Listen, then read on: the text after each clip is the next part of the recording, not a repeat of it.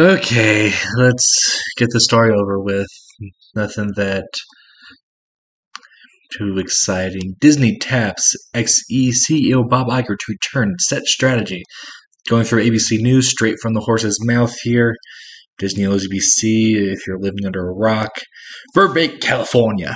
The Walt Disney Company has tapped into its former CEO Bob Iger to return to the head of the company after 2 years after COVID's over and left just before COVID, firing his successor Bob Chapek, who basically was held at gunpoint to do what the woke wanted, in a move that stunned the entertainment industry.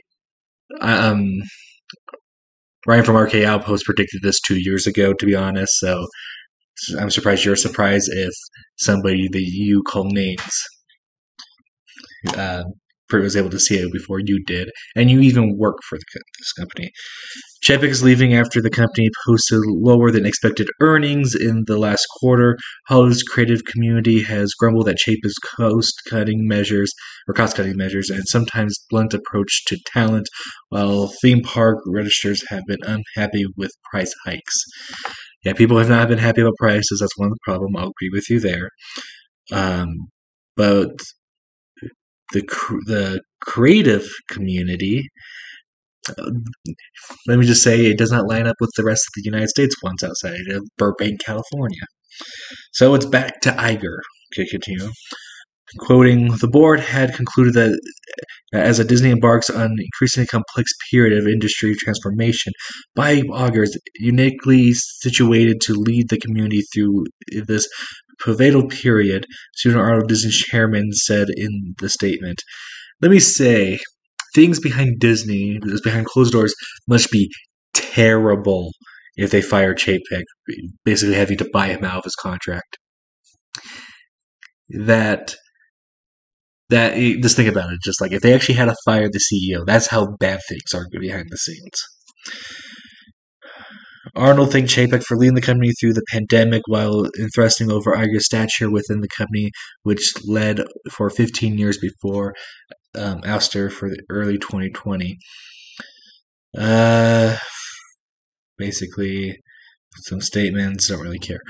So, a few things. Number one, Bob Iger here left the company literally just before COVID hit, and basically places were getting closed down as he left the company.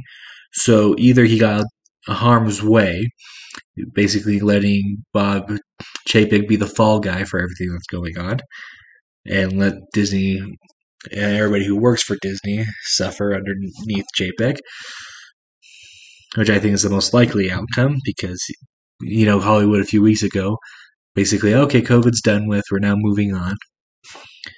So, I don't think he's...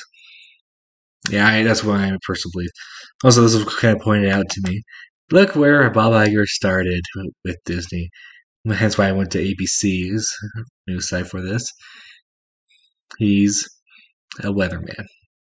Learned that from Nerdrotic, so go check out both him and RK Outpost because they make superior videos to mine.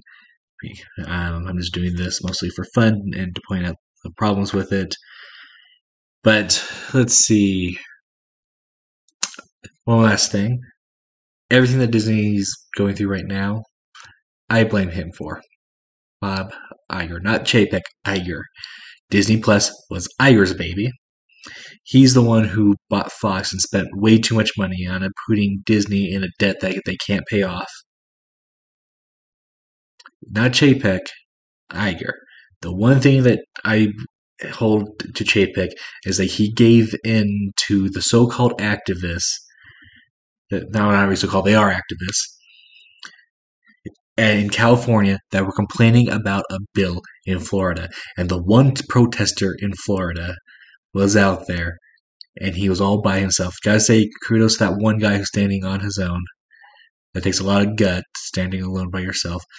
But most of the protesting that Bob Chapek bent the knee for was over in California. So just keep that in mind. I thought that was just interesting. So tell me your thoughts down below. Do you think Iger's going to come back and be the hero the media is claiming he's going to be?